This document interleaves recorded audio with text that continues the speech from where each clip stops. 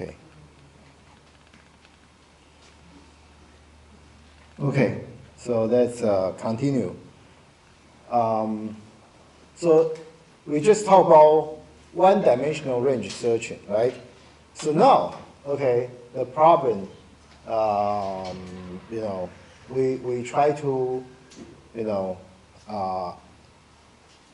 discuss the same issue, but it's on two-dimensional.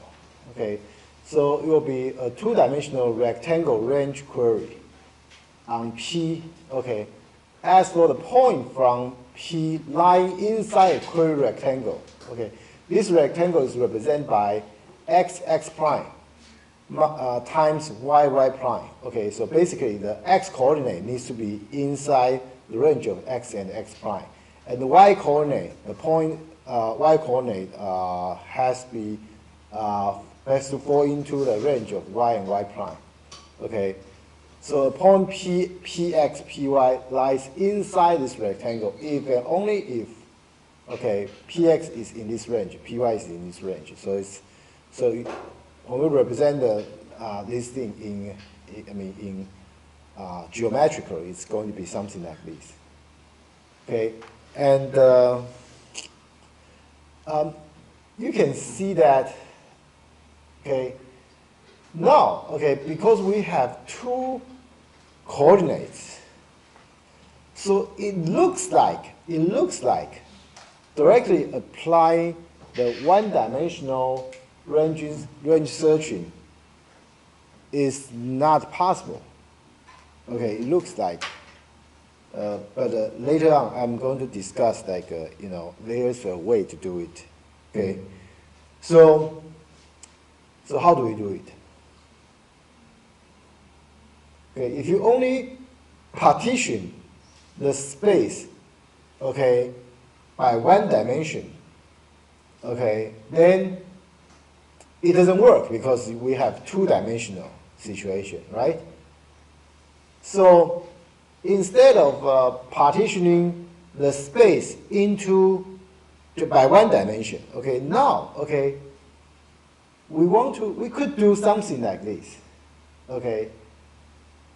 The idea is called KD tree, okay. The name is called KD tree, okay. So it's like this. At the root, we split the set point P with a vertical line, okay, so into two subsets of roughly equal size. Okay, and we store this vertical line. We store this vertical line, L1, okay, at the root. Okay, so P left will be the subset of points to the left or on the splitting line. Okay. So each splitting line actually will go through at least one point. So that point, okay, if we divide the space vertically, it will belong to the left side. Okay? And the rest will be the P right. Okay? And then, okay, for each space, okay, for example, P left, we try to split it in two subsets. But now with a horizontal line, L2. Okay, the point below or on it are stored in the left subtree of the left child, and the rest of the points are stored in the right subtree. So perhaps this is the first time you have seen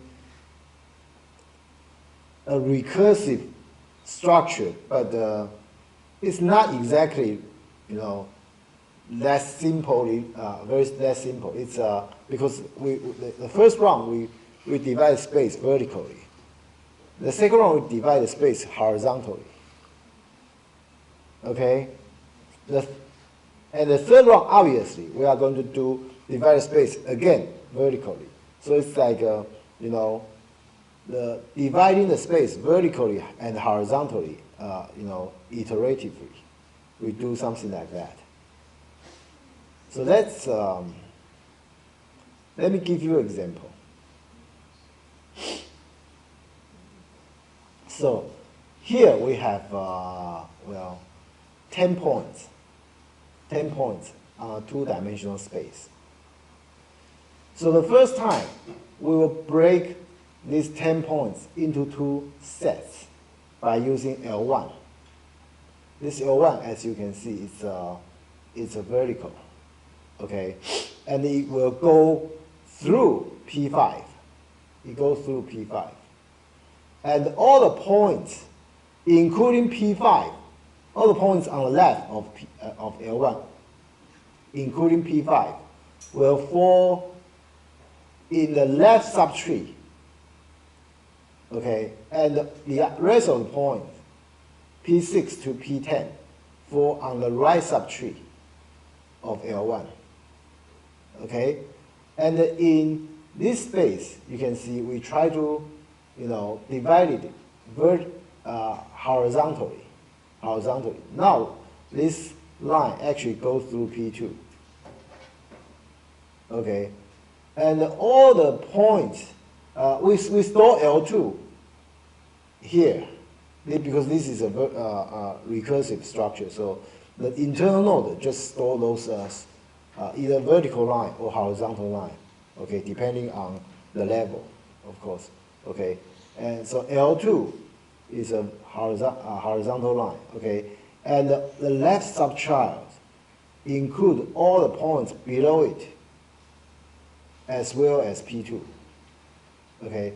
And all the points above it, including P5. Remember, P5 is P5 fall into this subtree anyway, right? P4, P5, will be on the right subtree of L2, okay? And something interesting here is here, okay? Look at here. On the right subtree, okay, we find that we will have a horizontal line that goes past through P7, right? And then we do something similar to what we have discussed. But you can see this horizontal line is not a line, this L2 and L3, even though they fall under the same rank, okay, the same level in the tree. And also they are both horizontal line, but they are different horizontal line. Okay, they are different horizontal line. Okay, and below this we have P7, P8, P6, P7, P8. To be the left subtree. Right subtree will be P9, P10, and then the next round, okay, we will do it. We will cut it vertically again, okay, and so on. So this is the KD tree. Okay. So KD tree obviously try to take advantage of this recursive division. Okay, but it's a little bit more complicated because we are doing it vertically and horizontally, at different level. Okay. So you can imagine, because this is a recursive process, and each time you just need to find the middle point, right? You just need to find the middle point to break it into two sets, right? So really, it's going to be because you just need to sort these numbers, okay, one time for the x coordinate, and all these numbers by y coordinate for one time, and then you can easily find the middle point, okay. Either you do it, you cut it vertically or horizontally, and the sorting take n log n, right? You do two separate sorting, so again still is n log n, and then each time because finding the middle point, okay, is basically just binary search, right? So it takes just just a constant time to find the middle point, okay? And the construction, you can imagine, it takes like basically just like well, you can do a math. I mean, it's n log n. Okay, it's bounded by n log n. Okay.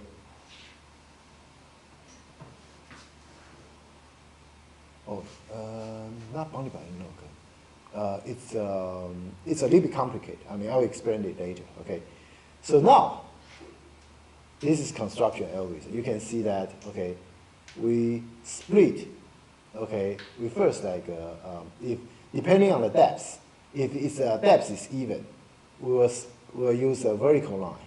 Okay, otherwise we use horizontal line. Okay, and basically the process are similar. It's just like whether you use vertical line to cut it in by half, or you use horizontal line to cut it by half. Okay. So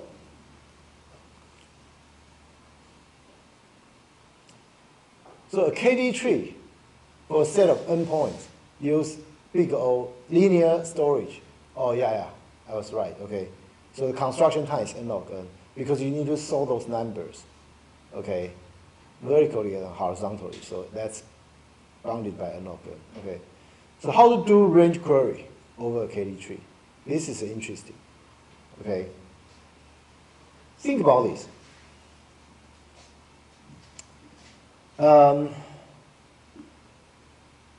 If look at this particular point V, okay, let's look at this particular point V. Let me give you an idea. Okay, each internal node, okay, can be considered to be associated with a region. Okay. This region that this node associated with is actually determined by its parents. I probably shouldn't say parent. It's determined by its ancestors. Okay? So take VS, this node VS example. There's 3 ancestors for V, right? From root L1. L2, L3. Because V is on the right subtree of L1. So V must be, on the right of L1, right? And then because V is on the left subtree of L2, so V must fall under L2, right? And also, V is on the left side of L3, so V must fall on the left side of L3. So L3 is here. So because it's on the right of L1, on the left of L3, and under L2, so it's going to represent this region, right? This region is not bounded here, okay? This is unbounded region, okay? All the way down, going down, okay? I want you guys to be aware of this. Each internal node actually represents a region. So I can also use this one to discuss. Okay, think about it. What is the region L1 represent?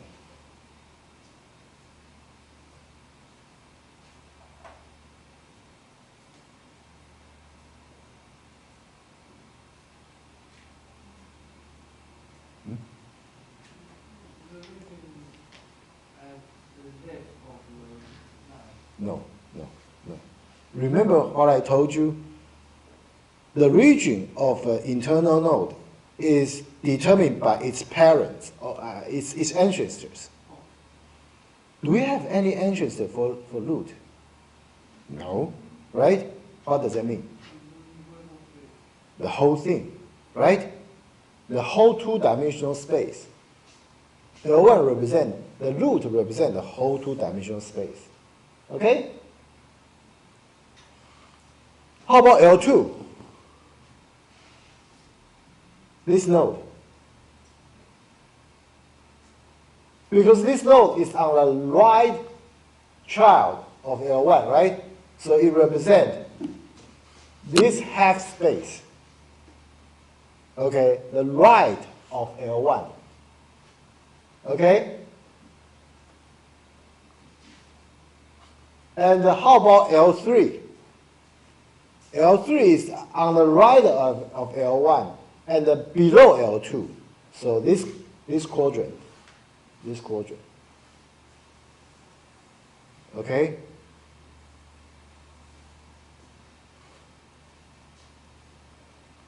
So, I want you to be aware of this thing, okay? Each node, what the region it represents. Okay?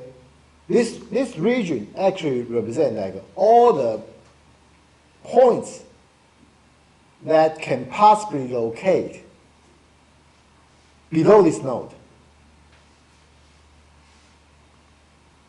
Okay, for example, I mean, from the root, okay, well, it doesn't give any restriction, right? So all the nodes below root, well, there's no restriction at all, right?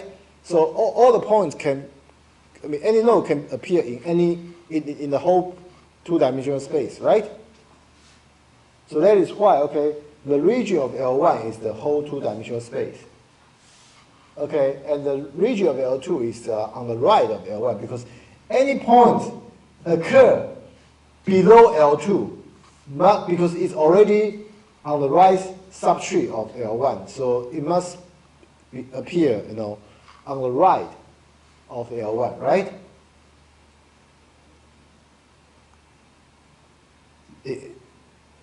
Is this explanation clear to you? Okay, if you have any question, raise your hand. Okay, let me know. I can explain again. Okay, not a problem. Okay?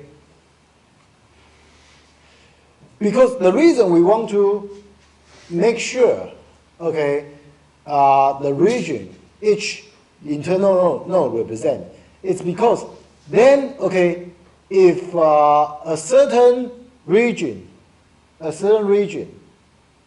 of a node fall completely in the queried range, then you don't really need to go through that subtree. You just report all the points in that subtree, right? Right? Let me use an example.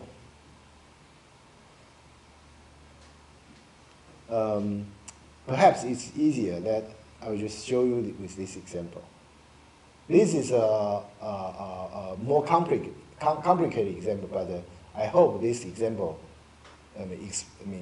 give you enough explanation. So here, okay, here is a number. You have some numbers here, some points here, and we have the KD tree on the right hand side, right? And this big rectangle is the query region. Okay? So at the beginning, obviously, okay, you can see that, okay, if the region of this node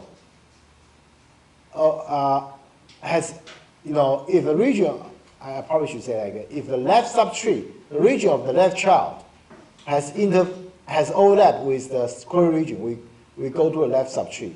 If the region of the right child has overlap with the query region, we go on the right subtree. So obviously, because this is L1, okay, this line is L1. So you can see that the query region actually occur, on both sides of L1, right? So we have to go both ways. Okay, of course we do this recursively. Okay, I'm not saying like we will do it iteratively. We go it recursively. Okay, so let's look at the left subtree, which is easier. Okay, that direction, which is easier. So then this node represents this horizontal line. Okay, this node represents this horizontal line, and obviously Okay, look at here. Okay, the right child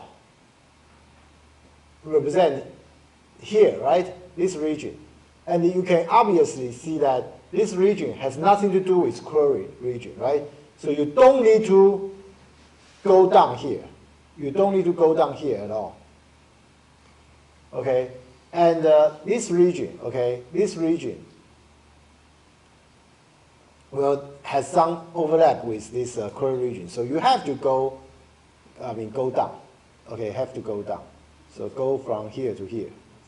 Okay, and then, okay, again, from here, we look at the left child and the right child. Okay, the right child, of course, this node store a vertical line, right? The vertical line is here. This is the vertical line. Okay, and the right child, the left child of this point, the region this point represents is this one. This one.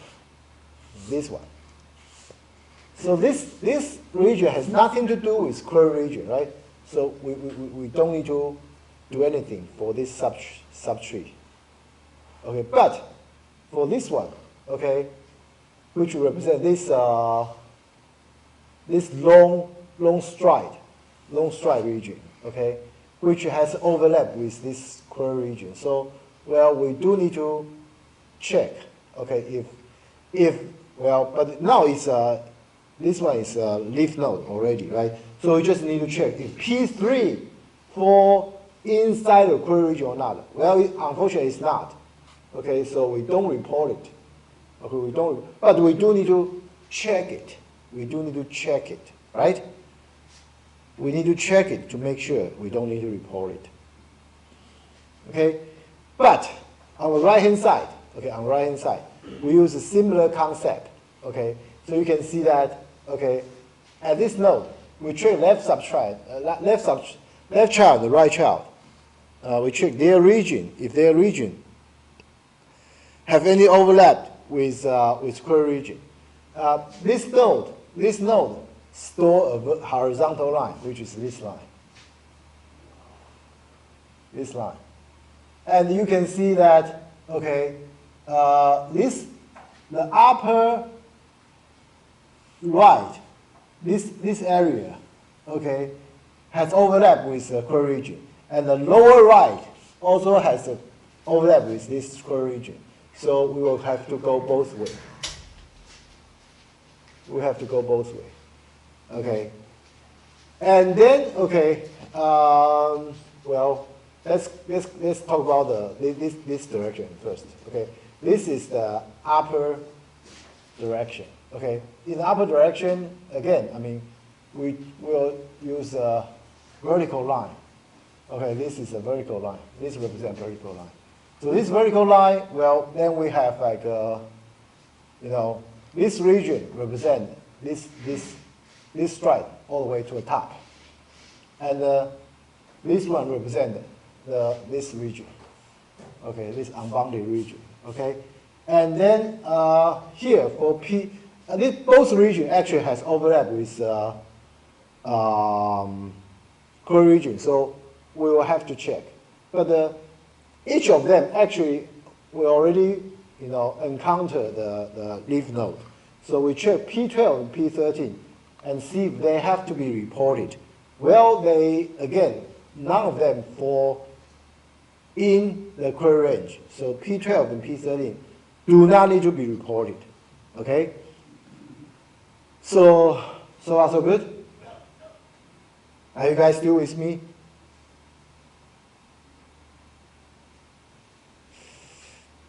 Sometimes I get this dead silence, and I don't know it's a good sign or a bad sign, But well, never mind. Okay. Anyway, okay. So let's look at this chart, this subtree, and this node represent a vertical line, right? So which is it's this one, right? This one. So we are looking at this range. This mole shape. Okay, yeah, it's mole shape. Okay, and then, okay, then let's look at the left child and right child. Okay, left child of the region of this left child actually represent there's a horizontal line here, horizontal line here. So region of left child represent this mole shape, which obviously still have overlap with the query region. So we still need to go down, okay. And the right child from this node is this bounded region, and this bounded region obviously completely fall inside the query region, right? So because it completely fall inside the query region, so doesn't matter what we have here. We just report all the points.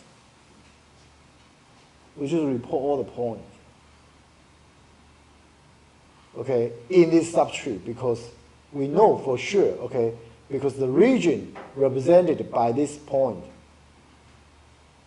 is completely in the query region.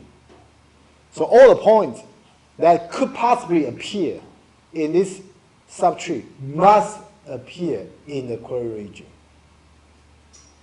Okay? And then we look at the left child. Okay, well, left child is the leaf node, so we check if P6 fall into the query region, which does. It fall into the query region, okay, the P6. So we are going to report what? P6, P7, P8, P9, and P10. That's it. Oh, sorry. And P11. Okay, I think I somehow forgot to talk about this P11. P11 we also need to check, and P11 is in the region. Okay. So is it okay for you guys?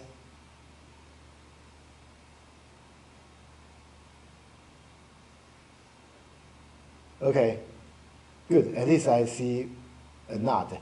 Okay, it's better than nothing. Okay, so what is the complexity of this query? Okay, it's a little bit more complicated. Okay, because if it's a leaf node, it takes only constant time to check if that node, if that point fall in the query region or not. Okay, but if it's not a leaf node, if n is greater than 1, then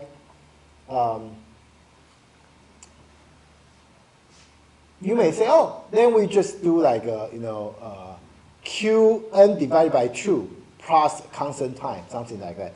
But actually, it's not. Why? Because think about this. Say we start from the root, okay? We will break the space vertically, right?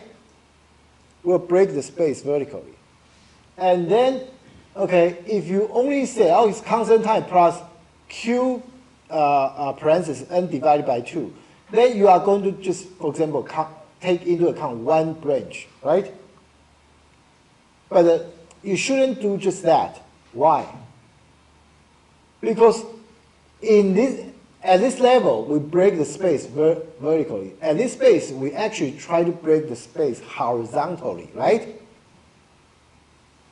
Okay, breaking the space vertically and breaking the space horizontally are two totally different things, right?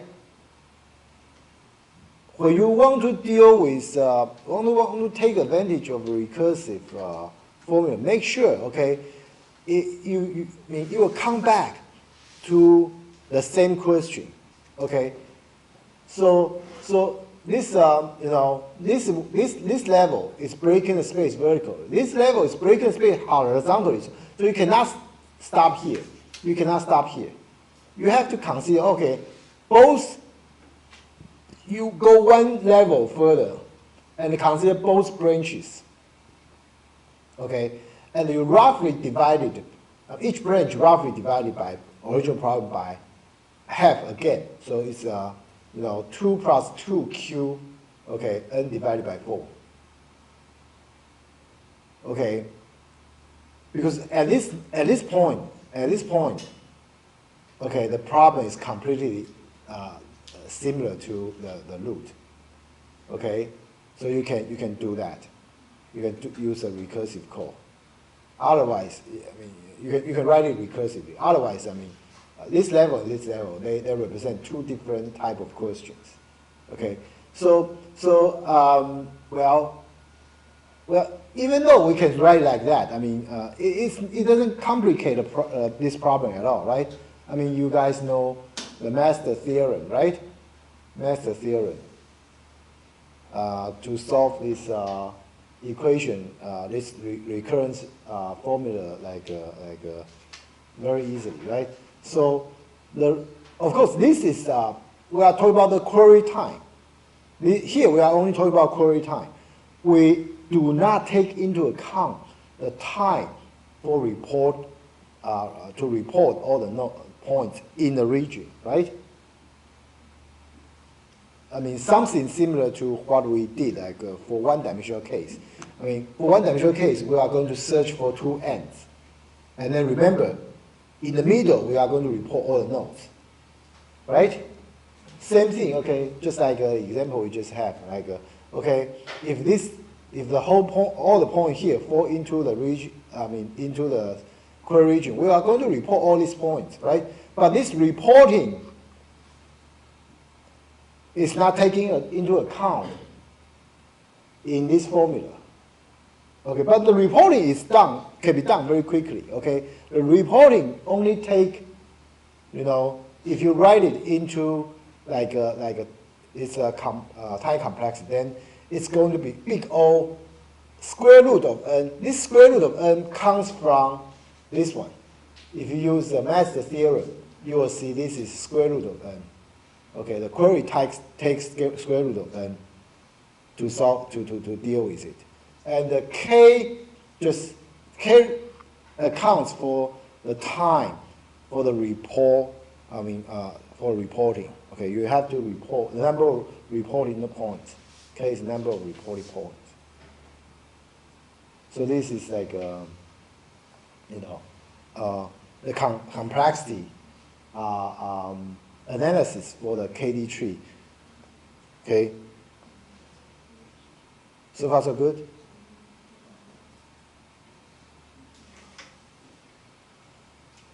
And then, okay, we can do this problem, in two-dimensional situation. Obviously, we can extend the similar idea to three-dimensional, right? Okay, to three-dimensional. I mean, but if you consider three-dimensional situation, imagine that, okay, then your points will be in the three-dimensional space, right? And the division will be done by plane, right? By the plane. So first time you will divide the space, yeah, into two subspaces. That's correct. And then you cut it like in another dimension, and then the third time you cut it into the third dimension. Okay, so it's more complicated, but obviously the same idea applies, right? The same idea applies. But of course, now you have to do it in 3 levels, because after 3 levels you will come back to the original shape, right? Okay, so yeah, so the KD tree with a set of endpoints in the plane, okay, I mean that we just discussed in the two-dimensional plane, uses linear storage, can be built in n log n time, and the rectangular range query on KD tree take, okay, square root of n plus k time, okay, where k is number of reported points. So once we extend the idea to d-dimensional space, okay, of course d could be higher than 3, okay, could be higher than 3. If it's higher than 3, then you are going to use hyperplane to divide these points, these d-dimensional points, okay, but the same idea apply, okay. So require dn storage, okay, because you do need to take into account like because d now, I mean, could be big, so you need to take into account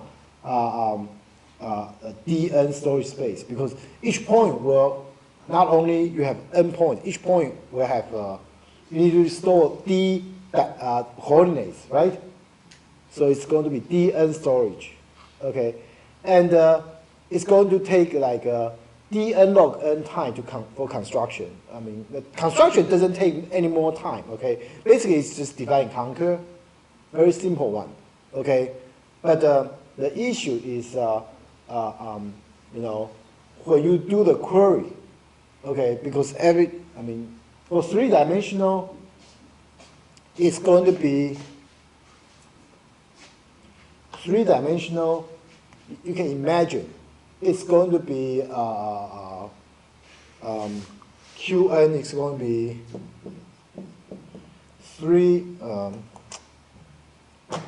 1. N is 1. When n is greater than 1, then it's going to be 3 plus Q n divided by 4, 8. Then we have 4.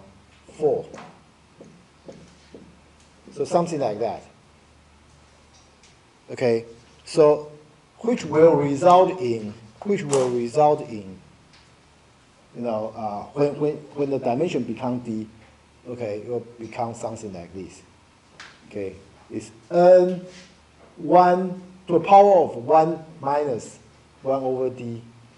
Okay, and this plus k is always there. Okay, so which also, by the way, tell you that this algorithm is an output sensitive algorithm, right? This algorithm is an output sensitive algorithm because obviously, I mean, the time complexity has something to do with its output, right? Why even need square of why the complexity become like that? You mean this one? If you apply the vector theory on that Mm-hmm. equation, it's still zero. No. Let me think. I make mistake. Only by the 8. Should be 4.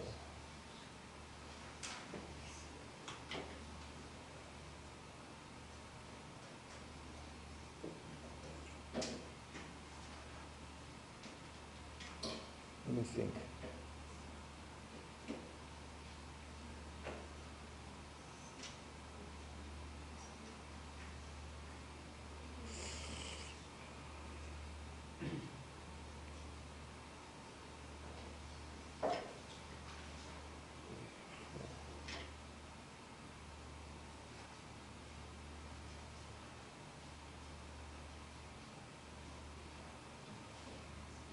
This one is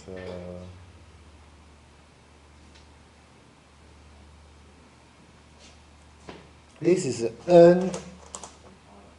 I think you guys remember master theorem, right? What is master theorem?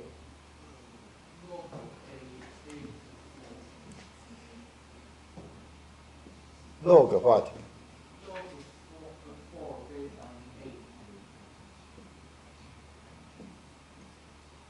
Log 4 based on 8. No. This has a power of n. I think you remember.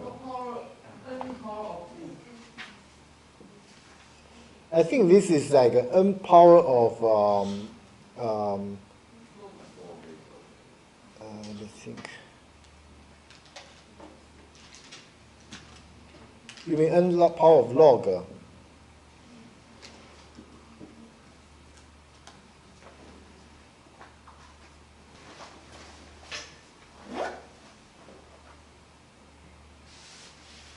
Something like this?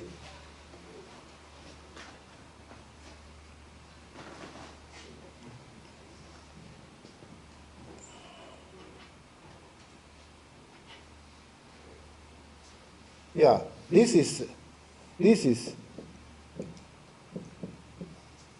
correct. You can do the math yourself. You forgot how to do the log? Okay, okay. I mean,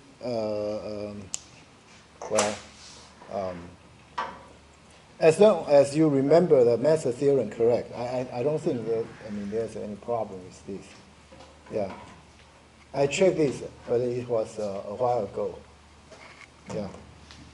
So, anyway, so this one, okay, of course, like, it will be 1 minus 1 over 3, right? Okay, for 3-dimensional, but when you generalize this to d-dimensional, it's going to be something like this. Okay, so this is all good. Okay, the only thing that we don't like. Okay, think about this. Okay, think about this. For database, normally we care a lot about query time. We care a lot about query time.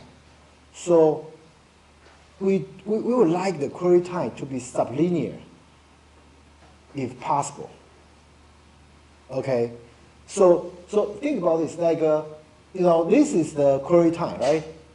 Like square root of n plus k, or like this thing plus k, right? Okay, it's lower than order 1, which is nice. Okay, but we want to have even faster query time, if possible. For example, like log n, something like that. Okay, if you think about, like complexity. If you know complexity a little bit, like log n is going to be much lower than any fixed order of n, right? As long as that order is greater than 0, right? So we want to, see if can we have a faster query time. Even though this looks nice already, okay, but we want to see if we can have a faster query time, okay, time complexity, okay, faster query time complexity, okay. We are wearing, okay, remember, like a computer nowadays, like the storage space is cheap, right? Storage space is very inexpensive. So even if you spend a little bit more storage space, as long as you can justify, you can get something back, then maybe it's a good idea, right? You are willing to sacrifice with more storage space, okay, to exchange for a faster query time complexity, if that's possible, okay? So that's what we are looking at, okay? Can we have, is there anything else we can do, okay, to achieve that goal? Okay, we want it to be even faster than KD tree. I'm not going to say KD tree is a bad data structure. Okay, it's good data structure. It's just like if you are willing to give up more storage space, then there's another option. there's another solution called range tree. Okay, the range tree, obviously, storage is not an issue. It's going to cost you more storage space, but it's going to be faster. Okay, so now, let's take 10 minutes break, okay? After that, we are going to talk about the range tree.